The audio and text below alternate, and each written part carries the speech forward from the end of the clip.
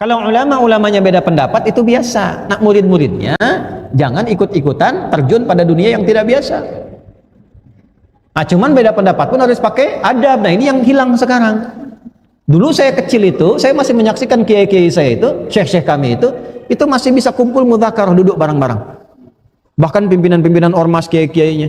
Saya itu ke pondok dalam usia yang 13 tahun itu masih bisa menyaksikan kiai kami itu masih duduk mudzakarah dengan kiai yang Persis, kiai NU, kiai ini bahas hukum-hukum. Kita ngelihat di situ. Dan hebatnya, walaupun berbeda pendapat, kencang dengan dalil di ruangan, itu saat ketemu bisa saling berpelukan. Terus saling berlomba mendahulukan tangan untuk cium tangan. Itu antar kiai, Anda bayangkan. Terus narik satu-satu itu masih kelihatan adabnya tuh. Nangis kita lihatnya itu. Masya Allah guru-guru kami itu. Jadi sayang kita. Ya, saya hormati guru-guru kita itu. Kita nggak tahu bagaimana Allah mengirimkan hidayah lewat mereka itu.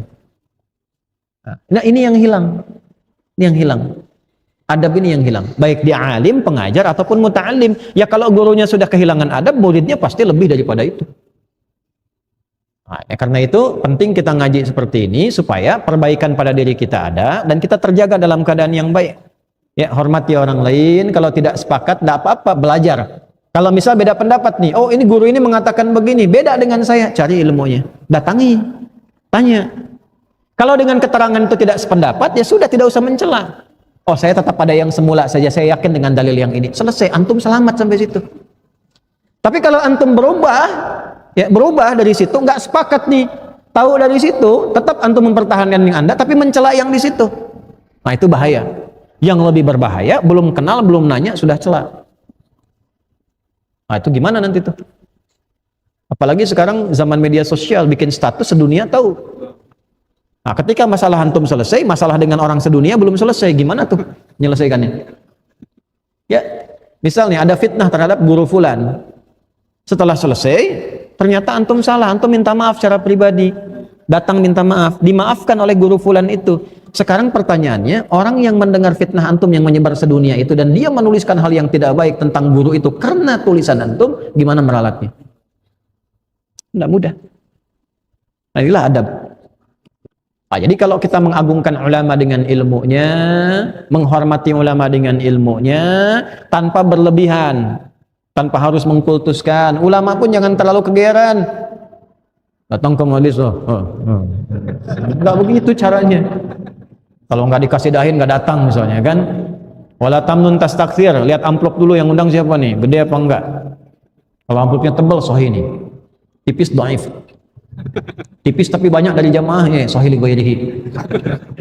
Ada boleh, nanti ilmunya sebatas amplop itu. Amplopnya hilang ilmunya. Ya.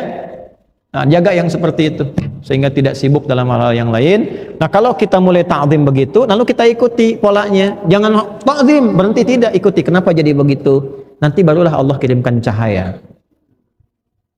Nah, kalau udah melihat begitu, orang tua berdoa. Kakek itu boleh, Pak, doa untuk cucunya. Imam Syafi'i itu kan Syafi'i nama kakek ke atas.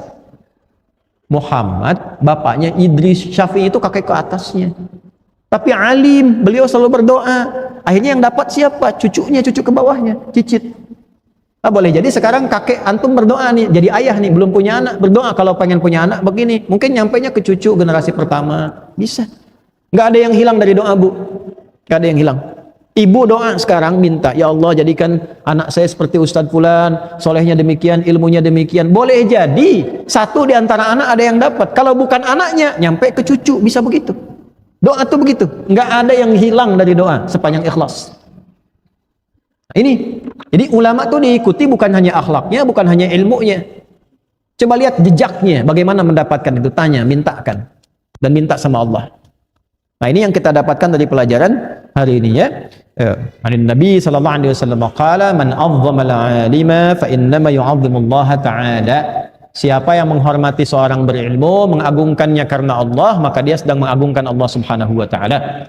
Sepanjang ulama ini punya 4 kualifikasi tadi dan pewaris Nabi. Wa innamal ulama'a warathatul anbiya. Wa innamal ulama'u warathatul anbiya. Atau hadis lain innal ulama'a warathatul anbiya. Dari Ibnu Majah tersambung pada sahabat Abu Darda radhiyallahu taala anhu. Ya kalau ada ulama pewaris Nabi begini jaga, ilmunya jaga. Jaga dengan baik, perhatikan kesehatannya, jangan diganggu waktunya berlebihan. Udah ngajar banyak-banyak, waktunya istirahat, masih diketok juga pintunya. Lihat Imam Syafi'i datang ke Imam Malik, kalau kita tuh begini, majlis hari Rabu datang hari Selasa. Jadi beliau duduk, ditunggu sampai majlis dibuka, nggak pernah ngetok. Tunggu sampai dibuka. Persiapan sebelum berangkat ngapalin Al-Muwatta. Begitu majlisnya buka hari Rabu, contohlah ya, hari Rabu misalnya. Belum dibuka, kata Imam Malik bilang sama asistennya, tolong cepat bukakan pintu, ada seseorang ahli yang sudah menunggu, orang baik yang menunggu di luar sana. Itu farasatil mu'min haqqa. Firasat orang beriman aja, apalagi ulama, itu nyata. Kata Imam Malik, cepat buka, sudah ada yang lama nunggu di situ. Begitu dibuka, Imam Syafi'i begitu datang, apa yang kamu inginkan? Pengen belajar ini guru, kamu sudah punya apa? Saya hafal Al-Muwatta. Hafalin dulu karya gurunya. Coba bacakan, begitu dibaca. Nah, Imam Malik berkomen, ittaqillah, tingkatkanlah takwamu kepada Allah karena engkau akan jadi bintang di masa depan. Firasat guru. Takwalah kepada Allah karena akan jadi bintang di masa depan. Ini ulama-ulama itu luar biasa. Imam Abu Hanifah begitu melihat seorang dari muridnya, ya, ada dua nanti yang unggul, Abu Yusuf dengan Muhammad. Tiba-tiba yang satu ini pintar, punya bakat, tapi ibunya karena ayahnya sudah meninggal, ibunya minta bantu dia jualan kue. Jualan, tapi karena senang ilmu mampir ke majlis Imam Abu Hanifah, dengar-dengar satu kali hilang. Imam Abu Hanifah penasaran, mana anak ini? Dia kan pintar. Ditemui ibunya. Begitu ketemu ibunya, kata ibunya begini, kenapa Anda sibukkan anak saya di majlis Anda? Kalau dia nggak jualan kue, kami nggak bisa hidup, kata ibunya. Maka kata Imam Abu Hanifah, berapa yang kau hasilkan untuk anak Anda ini, untuk di rumah Anda dalam sebulan? Sekian, sudah, ini saya berikan untuk sebulan, anak Anda biarkan ngaji dengan saya. Kenapa bisa begitu? Karena dia akan nanti menikmati kue dan gelas yang indah di samping raja. Benarkah demikian? Wallahu a'lam.